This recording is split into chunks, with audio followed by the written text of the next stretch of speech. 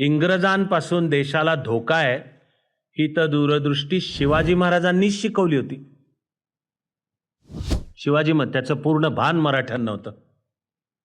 इकडे 1660 मध्ये म्हणजे अफजल खानाचा कोथळा काढल्यानंतरचं वर्ष आदिलशहानी पाठवला होता सरदार सिद्दी जौहर.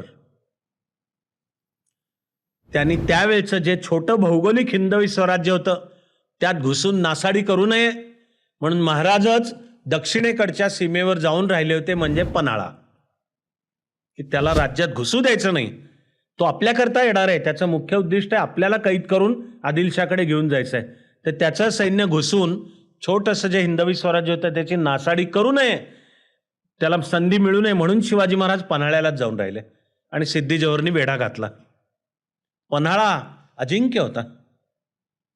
त्यावेळच्या अख्ख्या भारतात